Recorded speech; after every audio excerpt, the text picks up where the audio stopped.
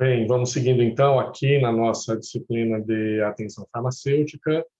Hoje nós estamos aí na nossa aula de número 5 e hoje eu quero trabalhar com vocês aí um caso clínico e também nós vamos trabalhar a aplicabilidade deste caso clínico dentro do protocolo do método DADER, que é uma daquelas primeiras aulas que eu passei para vocês, onde eu comentava sobre a questão dos PRMs, né, que são os problemas relacionados aos medicamentos, ou RNMs, que são os resultados negativos associados ao uso de medicamentos. Então, para a gente trabalhar esse conteúdo da nossa aula, eu trouxe aqui esse caso clínico, esse paciente aqui de 61 anos, ele é um homem, após ele ser atendido aí pelo cardiologista, ele recebeu esta prescrição médica e o cardiologista ele solicita que a prescrição seja feita numa farmácia de manipulação. Na anamnese farmacêutica, quando esse paciente vai até a farmácia, ele diz que foi ao médico por estar sentindo muitas dores de cabeça e durante o atendimento na farmácia foi aferida a pressão aí do paciente e o valor de pressão estava em 150 por 100. Então, o paciente ele realmente, né, pelo menos por esse valor de exame e também pelo diagnóstico do médico e mais a prescrição médica, esse paciente ele apresenta um quadro de hipertensão arterial. Bom, o que é importante nós ressaltarmos aqui também? O primeiro ponto é que eu tenho um valor de pressão arterial que é apresentado por esse paciente quando ele chega até a farmácia. Então, nós temos aqui o valor de 150, que é a pressão arterial sistólica, por 100, que é o valor da pressão arterial diastólica, né? Então, pressão sistólica e pressão diastólica. E também o importante é assim, quando eu bato o olho nesse valor de pressão, eu sei que esse valor ele é um valor alto, né? O paciente está com um valor, pelo menos nesse momento, acima aí dos parâmetros normais. Se esse paciente não tivesse já passado pelo médico e não tivesse um diagnóstico de um quadro de hipertensão, e se ele tivesse passado primeiro na farmácia, e na farmácia ele relatar para mim que ele está com fortes dores de cabeça, e que ele, quando eu vou aferir a pressão, ele tem um valor de pressão que está acima do normal, eu posso até imaginar que ele seja um paciente hipertenso. Mas como eu estou trabalhando com apenas uma única aferição de pressão arterial num determinado momento, eu não posso cravar e afirmar que este valor de pressão alto, ele na verdade, vai se repetir durante o restante do dia. Pode ser que, nesse momento, o paciente esteja passando por uma questão de estresse, ele esteja com ansiedade, o fato dele estar na farmácia aferindo a pressão, muitos têm aquela síndrome do jaleco branco, né, que ficam ansiosos e o valor de pressão aumenta. Então, eu tenho um valor de pressão que é pontual. E se ele passasse primeiro na farmácia, eu até anotaria esse valor de pressão e recomendaria ele procurar um atendimento no cardiologista. Pode acontecer de quando ele procurar um atendimento no médico, um cardiologista, o valor de pressão dele está totalmente normal. Então, uma única aferição, um único valor, não me dá o suporte para ter uma ideia clínica mais sólida do paciente. Mas no nosso caso aqui, nós temos um paciente que realmente tem um diagnóstico de hipertensão e tem um tratamento medicamentoso para isso. Também é importante que a gente consiga classificar quando nós estamos em pressão arterial. Então, ele tem um valor de pressão de 150 por 100. Essa tabela é uma das tabelas que vocês podem encontrar lá nas diretrizes de hipertensão arterial. Então, isso aqui está dentro das diretrizes. Tá? E essas diretrizes, elas podem ser encontradas na internet, se você jogar lá no Google, né, Sociedade Brasileira de Cardiologia. Sociedade Brasileira de Cardiologia, e você coloca também a palavra-chave diretrizes, hipertensão arterial sistêmica. Você vai poder obter na íntegra todas as diretrizes aí da sociedade, que abrangem não só a questão de valor de pressão, mas também uma série de outras questões sobre diagnóstico, sobre tratamento, sobre questão de dieta nutricional, sobre questão de faixa etária. Então, pressão arterial elevada em adolescentes, em adultos, em idosos, existem parâmetros diferentes para avaliar. Então, eu recomendo que essas diretrizes vocês possam baixar e ter isso com vocês, porque elas sempre serão de grande utilidade para quem quiser um dia trabalhar com essa parte clínica. Essa tabela, ela equivale à classificação dos valores de pressão arterial de indivíduos acima de 18 anos de idade e que vão até o consultório.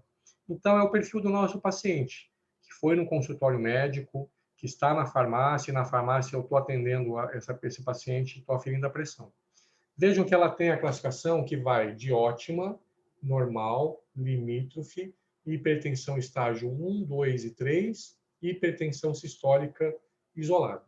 E aqui eu tenho uma coluna onde eu tenho o valor da pressão sistólica, e aqui eu tenho uma outra coluna onde eu tenho o valor da pressão diastólica. No nosso caso, o nosso paciente tem um valor de pressão de 150 por 100, né? 150 de sistólica por 100 de diastólica. Então, 150 aqui por 100 de diastólica. O que eu preciso olhar? Onde está o valor de 150? O valor de 150 está aqui, entre 140 e 159. Então, por aqui eu tenho uma hipertensão estágio 1. Onde está o valor de 100, que é a diastólica? A diastólica está aqui, entre 100 e 109, que enquadra como uma hipertensão estágio 2. Então, quando eu tenho situações assim, eu sempre vou considerar aquele que é o pior prognóstico. O pior prognóstico está aqui, na hipertensão estágio 2. Então, este paciente que neste momento está com uma pressão de 150 por 100, ele está classificado, segundo a Sociedade Brasileira de Cardiologia, pelas diretrizes de hipertensão arterial sistêmica, com um valor que o enquadra como uma hipertensão arterial sistêmica em estágio 2.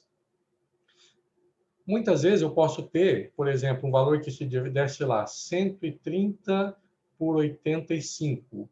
Tá? 130 está aqui no limítrofe, 85 está aqui. Então, está batendo na mesma linha. Então, eu diria que é uma pressão arterial limítrofe. Agora, quando eu tenho essa situação que aconteceu nesse caso, eu sempre devo considerar o pior prognóstico. Então, nosso paciente aqui, neste momento, está com um quadro de hipertensão arterial sistêmica, estágio 2. Tá? Bem, qual é a receita que veio lá do médico? Veio uma receita contendo simvastatina, 40 miligramas, atenolol de 25 miligramas e o AS de 100 miligramas.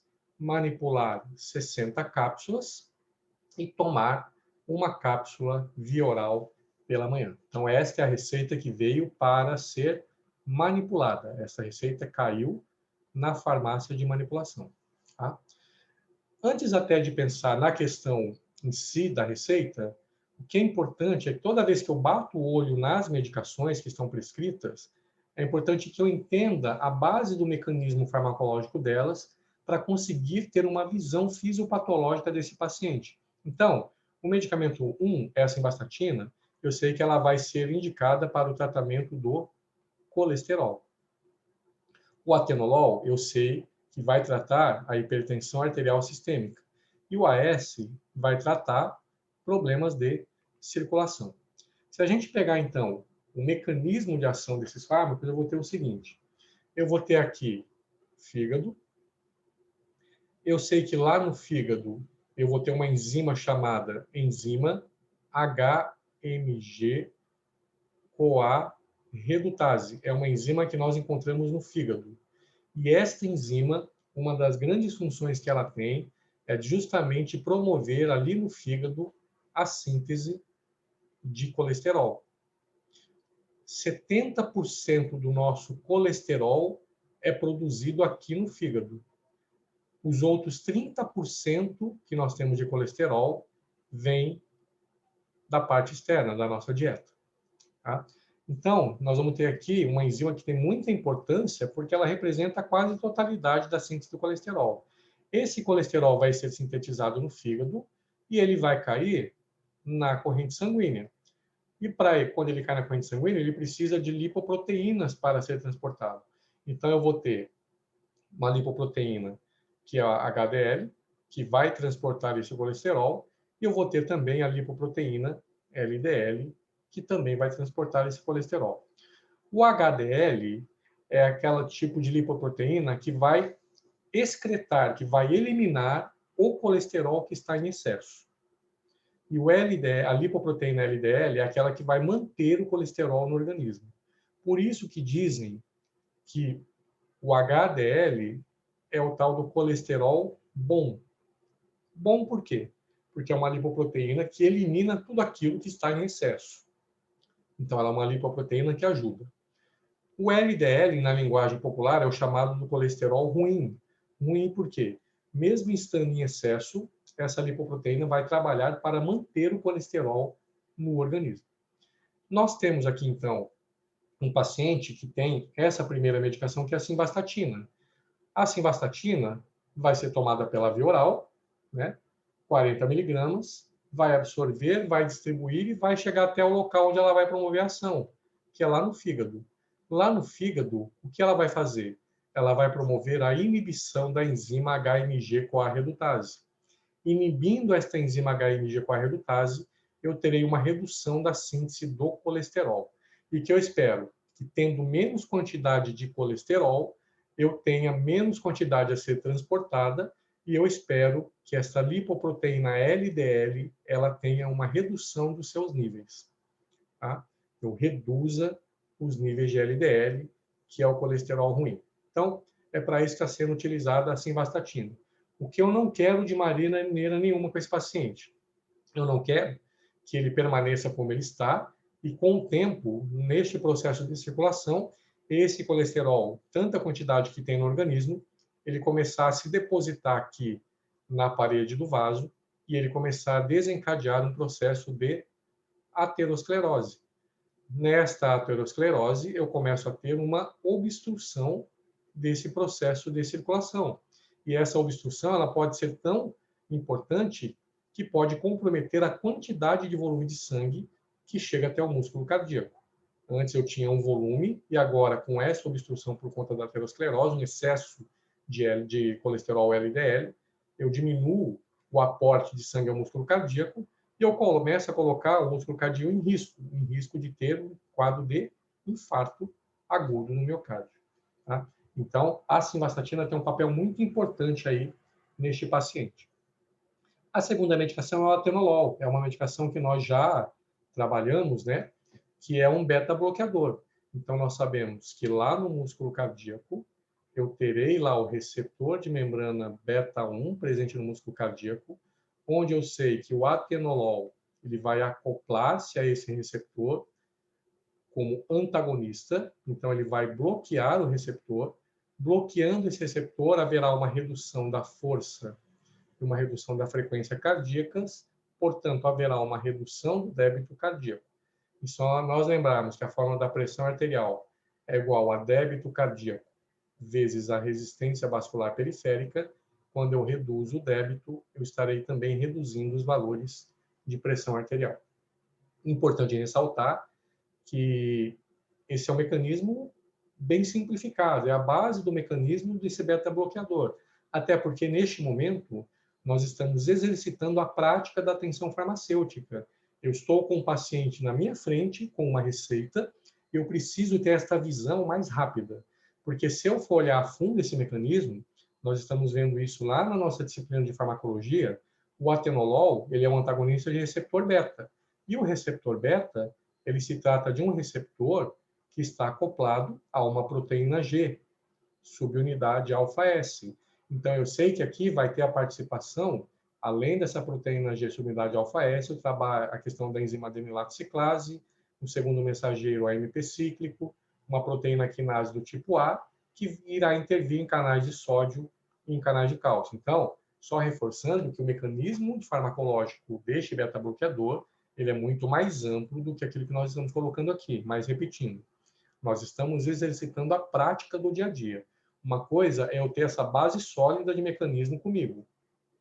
Outra coisa é eu estar com um paciente na minha frente e que se eu falar isso aqui para ele, eu estou falando uma coisa que ele não vai compreender nada, não vai ser de utilidade para o paciente.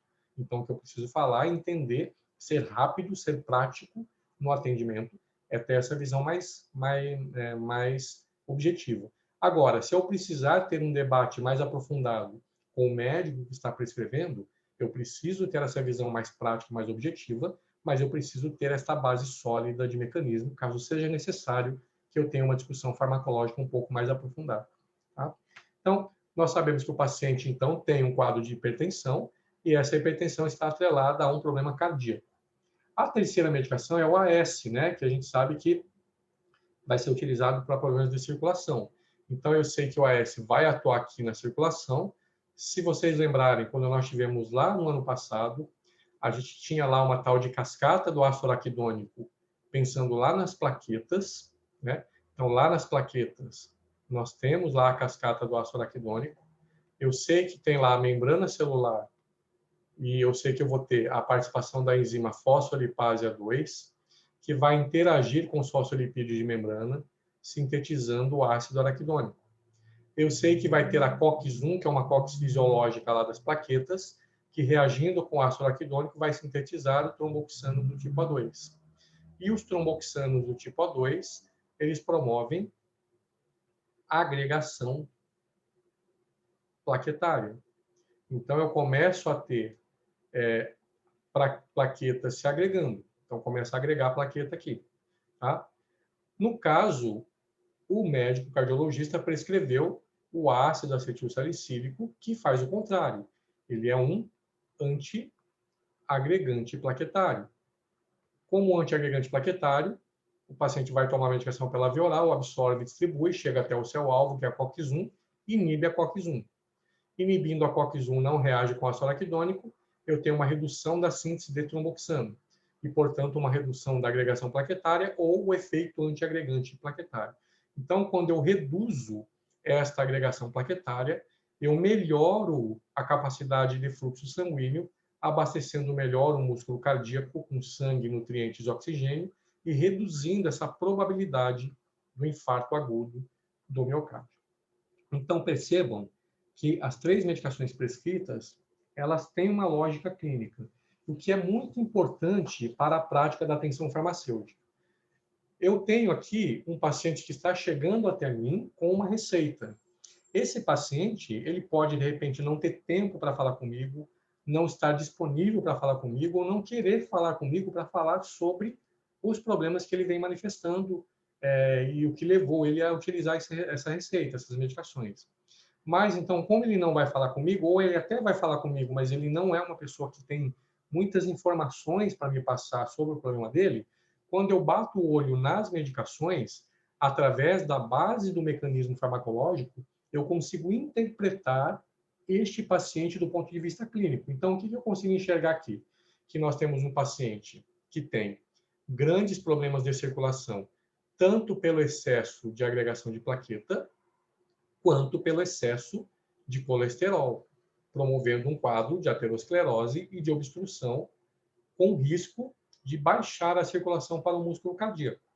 Tanto que isso deve estar acontecendo, que o paciente está com um quadro de hipertensão, e a medicação que o médico passou foi uma medicação para atuar sobre o músculo cardíaco. Então, pode ser que já tenha uma redução do fluxo sanguíneo para o músculo cardíaco, e esse músculo cardíaco ele já está começando a pagar o preço por isso, começando a alterar o seu ritmo e desencadeando um quadro de hipertensão.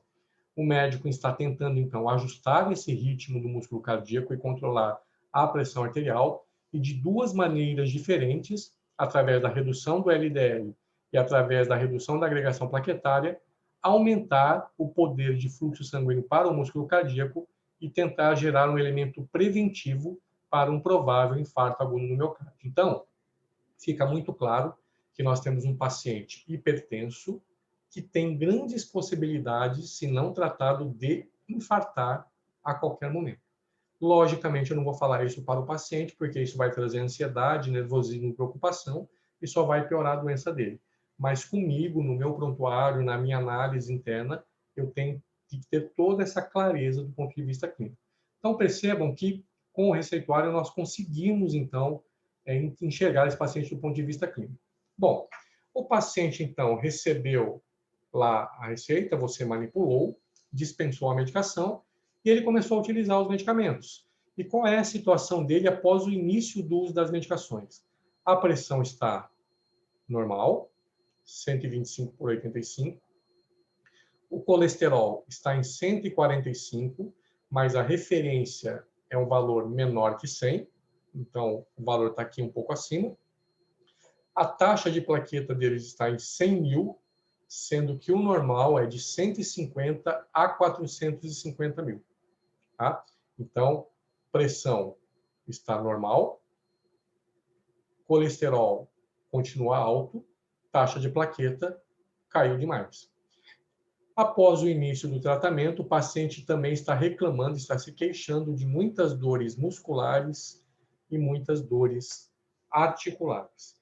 Então, o que eu quero, o exercício que eu quero que vocês façam aqui, para que vocês encaminhem para mim através do e-mail na semana que vem, então vou dar um prazo aí para vocês de uma semana para trabalhar em cima disso, e que vocês promovam a aplicação do método DADER através dos PRMs nesse caso clínico. Lembra que o DADER ele trabalha com a questão da avaliação de cada um dos medicamentos. Então, por exemplo, simvastatina é um medicamento, a simvastatina é a primeira medicação, né? Então, simvastatina é um medicamento necessário? Simvastatina é um medicamento efetivo? Simvastatina é um medicamento seguro? E isso vai ter que ser feito para cada um dos medicamentos que o paciente está utilizando. Para que vocês tenham a lembrança disso, olhem as aulas anteriores, onde eu coloquei para vocês lá como é que se usa o método DADER. Então, recapitulem a aula que eu falei sobre como usar o método DADER para que vocês possam promover essa aplicabilidade da questão aqui dos prováveis PRMs para esse paciente. Tá? Uma outra coisa que eu quero também que vocês me respondam, além de achar se existem ou não PRMs para este caso clínico. Tá? Se vocês acharem, então suponhamos, vou considerar aqui um outro caso, que eu até usei lá na aula do DADER. O paciente está tomando captopril. A partir do início do uso de captopril, eu sei que esse paciente está manifestando tosse seca. Tá? Então, essa tosse seca, ela é um PRM do captopril. Tá? Então, que PRM é? É um PRM 1, 2, 3, 4 ou 5? Aí você vai classificar. Depois, como é que você promove a explicação desse PRM do ponto de vista da farmacologia? Então, há um PRM que é a tosse seca. Como é que eu posso explicar isso do ponto de vista farmacológico? Aí eu vou pegar lá um Goodman, um Langdale, ou qualquer outro livro de farmaco, e vou ver o seguinte, bom, o captopril, ele é um inibidor da ECA. Tá? Eu sei que a ECA é uma enzima que está lá no pulmão. Então, o captopril vai até o pulmão, chega até a ECA e inibe esta enzima, a enzima conversora de angiotensina. Que a ideia é reduzir a taxa da angiotensina e, portanto, com menos angiotensina, eu vou ter também menos aldosterona, e menos angiotensina e menos aldosterona lá nos rins, melhora a filtração renal e promove uma maior excreção de sódio e água, e isso vai reduzir o valor de pressão. Tá? Mas, ao mesmo tempo, eu posso ter alguns pacientes que, pela inibição da ECA, eu sei que ela é responsável por degradar bradicinin. Como ela está inibida, eu acabo aumentando a taxa de bradicinina circulante no organismo. E eu aumento os níveis de bradicinina também no pulmão. Muitos pacientes têm hipersensibilidade a essa elevação de bradicinina e podem manifestar a tosse seca como um PRM. Tá? Então, essa seria a explicação farmacológica desse PRM.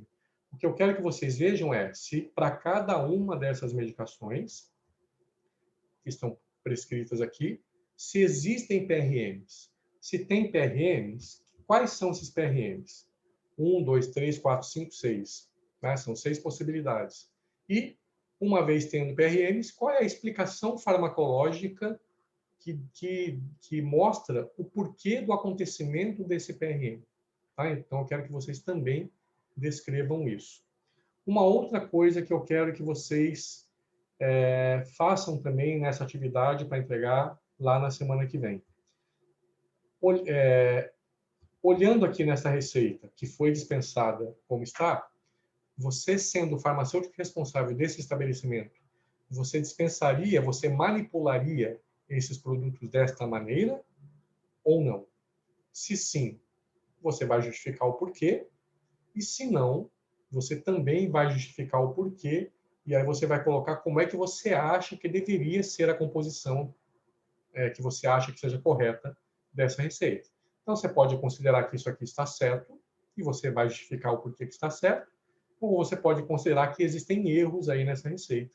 E aí você vai, então, justificar e vai apontar como seria uma manipulação correta dessa receita aqui, dessas medicações. Tá? E aqui, nesse caso, não é a aplicação do método DAD, é apenas uma avaliação da receita antes da manipulação aí da mesma.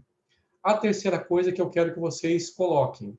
Eu coloquei aqui para vocês esse esquema mostrando, né? Bom, a questão do colesterol, a questão do risco da aterosclerose, a questão da circulação sanguínea e a agregação de plaqueta, a questão da questão cardíaca do paciente. Tá? Então, nós conseguimos, através dos mecanismos bases de cada um dos princípios ativos, nós conseguimos entender a fisiopatologia desse paciente. Tá? Nós conseguimos entender essa fisiopatologia. Eu quero que vocês também descrevam em texto o processo fisiopatológico desse paciente. Tá? Descreva essa fisiopatologia. Por exemplo, vou voltar de novo lá no captopril. Tenho lá um paciente que está tomando captopril. Nós já explicamos lá o porquê da tosse seca, né? Por conta da inibição da ECA e o aumento da bradicinina. Mas, sabendo que o captopril é o inibidor da ECA, que eu sei que lá nos rins vai reduzir a angiotensina, e que também, portanto, vai reduzir níveis de aldosterona, eu sei que isso aqui vai promover menor retenção de sódio e água, e isso aqui vai reduzir a pressão arterial. Então, esse é o mecanismo farmacológico do captopril. Esse é o mecanismo de ação dele. Isso não é fisiopatologia. O que eu descreveria como fisiopatologia? Bom, antes de ter o captopril prescrito, esse paciente é um paciente que é portador de hipertensão arterial sistêmica. Tá? E como o médico prescreveu o captopril, o problema da pressão dele, então, está por aqui. Então, o que eu imagino? Que essa hipertensão está decorrente de um processo de uma hiperatividade a uma hiperatividade da ECA, que é a enzima conversora da angiotensina, com aumento exacerbado da síntese de angiotensina, com elevação muito exacerbada dos níveis de aldosterona e muita reabsorção, que é o que faz a aldosterona, de sódio e água, ou, que é a mesma coisa que eu falar, muita retenção de sódio e água, promovendo elevação da pressão arterial. Então, veja que uma coisa é eu descrever o mecanismo da medicação, mecanismo farmacológico. Outra coisa é, a partir do mecanismo que eu sei que foi prescrito, eu entender o processo fisiopatológico. Antes do paciente tomar isso, ele está assim, e eu quero melhorar esse quadro. Isso é fisiopatologia. Então, eu quero que vocês descrevam, com base nesta parte que eu trabalhei os mecanismos e falei dos problemas, que vocês transformem num texto este evento fisiopatológico. Tá? Isso é muito importante, porque isso vai dando muita solidez clínica para que vocês tenham mais segurança na promoção da prática da atenção farmacêutica, que é o grande objetivo que nós temos aqui nessa nossa aula. Tá? Então, vocês vão elaborar então, essa atividade para a semana que vem. Vamos trabalhar aí com grupos de até 5 alunos, tá? Até 5. Vocês vão digitalizar isso e vão mandar lá para o meu e-mail lá da Unisanta, valbertoma@unisanta.br, tá? E vocês vão encaminhar isso na semana que vem. Então, terá um prazo aí de até a semana que vem, né? Quem termina antes pode acabar encaminhando antes. Então, terá um prazo aí de uma semana para desenvolver esse trabalho. Eu não tenho a intenção de responder às dúvidas que vocês tenham nessa atividade, porque vocês terão dúvidas nessa atividade. A intenção não é que vocês percam nota caso alguma informação esteja errada. A intenção é que vocês realmente sintam essas dificuldades, coloquem isso no papel, todas as respostas, e vocês podem colocar também nesta atividade um item lá que é uma observação. Na observação da atividade, no próprio texto lá que vocês estão escrevendo, do trabalho, vão colocar, bom, na observação vou colocar aqui, quais foram as dificuldades que eu tive para conseguir realizar essa atividade. Porque aí eu vou olhar de todos os trabalhos, todos os grupos, eu vou ver se existem dificuldades que estão batendo, e aí eu vou trabalhar um pouco mais em cima dessas dificuldades para sanar essas eventuais dúvidas que vocês ainda têm. Então, o exercício é fazer a atividade, se tiver dificuldade, tentar resolver isso sozinho, tá? E aí, tendo a dificuldade, colocar qual foi a dificuldade que você teve para tentar resolver esse trabalho. Bom, lembrando que para vocês conseguirem fazer isso, vocês vão ter que integrar todas as informações, né? Então, desde lá do começo, dos dados do paciente, depois o valor de pressão, o que foi prescrito, os exames de laboratório são muito importantes para você também conseguir ter uma boa avaliação clínica desse paciente e, por fim, a aplicabilidade dos PRMs e, em cima disso, a explicação farmacológica. Tá? Então, é um trabalho que vocês provavelmente terão aí algumas dúvidas para realizar nesse primeiro momento, porque, na verdade, é uma primeira vez que vocês estão promovendo a prática do método DAD dentro de um caso clínico, mas à medida em que nós fomos caminhando na disciplina, vocês vão começar a trabalhar isso aqui com muito mais tranquilidade, muito mais facilidade e muito mais segurança, tá bom? Eu finalizo, então, aqui essa nossa aula. Eu espero que todos aproveitem bem o conteúdo e que todos consigam aí realizar a atividade que eu estou propondo para vocês, tá joia? Um abraço a todos aí.